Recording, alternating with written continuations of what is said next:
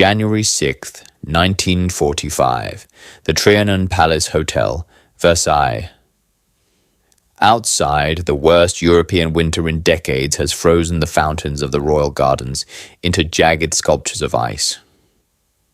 Inside the supreme headquarters, the air is thick with cigarette smoke and a silence heavier than the artillery barrages echoing in the Ardennes. General Dwight D. Eisenhower sits at his desk, his face gray with exhaustion, the flickering light of the lamp deepening the lines around his eyes. He is known for his grin, for the Kansas charm that has held a fracturing coalition of nations together for 3 years. But tonight, the grin is gone. In front of him lies a transcript of a press conference given hours earlier by Field Marshal Bernard Montgomery. Every word on the page is a jagged shard of ego that threatens to sever the Anglo-American alliance. Eisenhower picks up his pen, his hand steady, but his patience finally, irrevocably shattered. He is not writing a battle plan. He is writing an ultimatum to General George Marshall in Washington. The message is simple, brutal, and unprecedented in the history of the war. He is telling his superiors to choose. They can have the British Field Marshal, or they can have the Supreme Commander. They cannot have both. To understand why the Supreme Commander of the Allied Expeditionary Force was prepared to resign over the conduct of a subordinate, one must look past the snows of the Ardennes, back to the scorching heat of North Africa and the dust of Sicily. The conflict between Dwight Eisenhower and Bernard Montgomery was never merely a clash of personalities. It was the tectonic grinding of two disparate military cultures, forced into a single harness against the Wehrmacht. By late 1944, the dynamic of the war had shifted fundamentally. In the early years, the British Empire had stood alone. During those dark days, Field Marshal Montgomery had emerged as the savior of the British cause, the victor of El Alamein, a man who refused to move until victory was mathematically certain. Eisenhower was the antithesis. He was a staff officer who had never commanded a battalion in combat, let alone an army group. His genius lay not in the intricate movements of tank divisions, but in the impossible alchemy of coalition management. To Montgomery, however, Eisenhower was a nice chap, but an amateur soldier. This friction had been manageable when the British provided the bulk of the combat power. But as the Allies pushed through France in the summer of 1944, the balance of power tipped violently. American divisions were arriving by the boatload. Eisenhower took direct command of the ground forces, and for Montgomery, this was a professional insult. Throughout the autumn of 1944, the correspondence between the two men grew increasingly toxic. Montgomery bombarded Eisenhower with letters, lecturing the Supreme Commander on how to fight. Eisenhower absorbed it all, keeping the peace, recognizing that to fire Montgomery would be to risk a political rupture between London and Washington. But as the Allied armies approached the German border, the strategic disagreement moved from theoretical arguments to life and death decisions. The debate over how to kill the Third Reich centered on a single, unforgiving reality: gasoline. By September 1944, the Allied armies were consuming over 3 million gallons of fuel a day. Eisenhower championed the broad front strategy, a relentless, methodical pressure applied across the entire length of the German border. It was safe, it was sensible, and to Bernard Montgomery, it was madness. Montgomery argued for a single thrust. He proposed a narrow, concentrated lightning strike across the northern plains of Germany, demanding that Eisenhower halt Patton's Third Army in the south and divert all available fuel to him. Montgomery guaranteed that if given absolute priority, he could end the war by Christmas. Eisenhower compromised, allowing Operation Market Garden, But when that failed, the philosophical chasm widened. As winter descended, the Western Front froze into a stalemate. To the soldier, freezing in a foxhole near Bastogne, the war was a simple binary of kill or be killed. But at the command level, the conflict was a complex prism of national anxieties. By the winter of 1944, Britain was a nation running on fumes. For Field Marshal Montgomery, this scarcity dictated his entire philosophy of war. He fought with a mathematical rigidity, viewing his soldiers as a finite resource to be husbanded, not spent.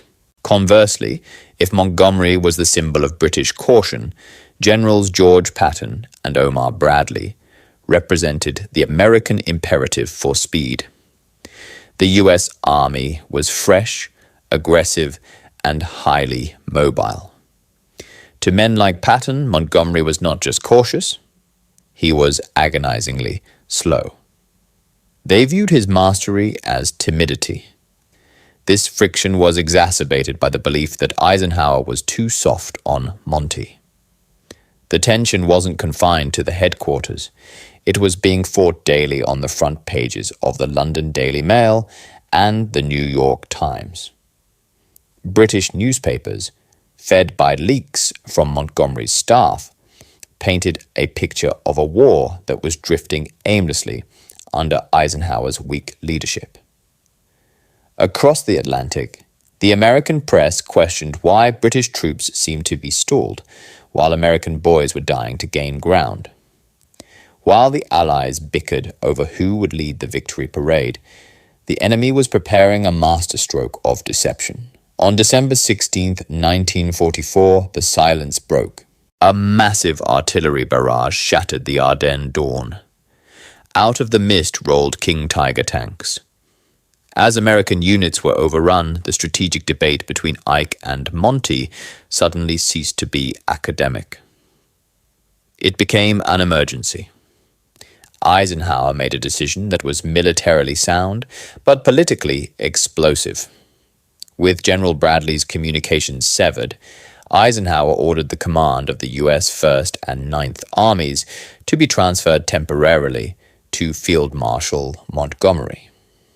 For Montgomery, this was vindication. He immediately strode into the American headquarters, refused to look at the American maps, and began tidying up the lines. While his tactical decisions undoubtedly saved lives, his attitude stripped the skin off American pride. The Americans were dying in the snow to hold the line, while Montgomery, technically their commander, delayed his counterattack. On December 26, 1944, the thermometer dropped to 0. In the South, General George Patton was performing the impossible, driving the Third Army north through the blizzard to relieve Bastogne. But in the north, under Montgomery's command, the guns were silent. Instead of attacking, Montgomery ordered the U.S. First Army to withdraw from key positions to shorten the line. To American commanders, giving up ground bought with blood was anathema. On December 28th, Eisenhower visited Montgomery. The field marshal refused to launch the northern counteroffensive until January 3rd. Eisenhower argued, but he held back his rank. Montgomery took this deference as a weakness. When the counterattack finally began, days late, the Germans had used the delay to organize a fighting withdrawal. The narrative solidified in Washington. The British were sacrificing American lives to save their own strength. Then, unaware of the volcano he was standing on, Bernard Montgomery walked into a press conference room in Zonhoven, Belgium on January 7, 1945. The room was packed with war correspondents. Montgomery stood before them, not as a coalition partner, but as a soloist. He described the battle as an operation that had gone exactly according to his plan. He spoke of the American troops as if they were panicked children he had rescued. He used the word "I" incessantly. When General Omar Bradley heard the reports, his face went white. He told his staff he would never serve under Montgomery again. At Versailles, the transcript landed on Eisenhower's desk. This was the moment the nice chap finally died. Eisenhower realized that this wasn't just ego, it was a threat to the chain of command. He called his secretary and began to dictate a cable to General Marshall.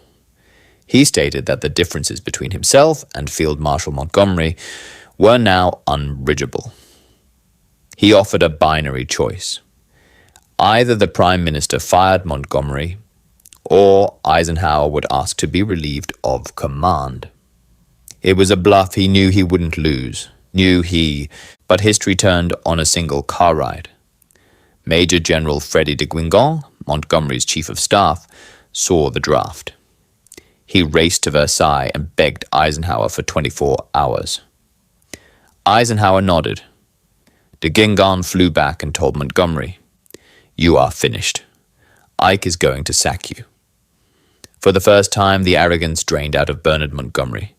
On January 8, 1945, a telegram arrived on Eisenhower's desk. Gone were the lectures. In its place was a desperate pleading note. "Dear Ike," it read, "I am absolutely devoted to you." It ended with a promise. "I will do whatever you want." Eisenhower read the words. He picked up his pen and wrote a reply that saved the alliance. "Dear Monty," he wrote, "in the heat of battle, nerves sometimes get frayed." He accepted the apology. The relationship was saved, but the friendship was dead. Eisenhower had drawn a line in the snow. From this moment on, there was no question of who was in charge. The spring of 1945 saw the final act of this command drama play out on the banks of the Rhine. Montgomery prepared for the crossing with meticulous Titanic scale. But even as he prepared his grand orchestra, the Americans stole the music. Units of the U.S. 9th Armored Division found the Ludendorff Bridge at Remagen intact and ran across it. By the time Montgomery launched his massive Operation Plunder, the Americans were already deep inside Germany. The final blow to Montgomery's ambition came in April. He assumed he would be unleashed to race for Berlin. But Eisenhower was looking at a different map. He knew the political reality. The Yalta Conference had assigned Berlin to the Soviet zone. On March 28th, Eisenhower sent a personal telegram directly to Joseph Stalin, informing him that the Allied armies would stop at the Elbe River. When the news reached Montgomery, he was stunned. The race was over. In the archives of the Eisenhower Presidential Library, the telegram that Eisenhower drafted on that cold January night remains a ghost. It exists only as a testament to how close the Western Alliance came to destroying itself. The conflict between Dwight Eisenhower and Bernard Montgomery laid bare the uncomfortable truth that allies are not friends. They are partners, bound by necessity. Montgomery was the sword, sharp and brittle. Eisenhower was the shield, broad and resilient. The true genius of Dwight D. Eisenhower was not that he could plan a better battle than Montgomery, but that he possessed the strength of character to let Montgomery believe he was the hero, right up until the moment it mattered most. The alliance held, but only just. And in the silence of the snow, that was victory enough.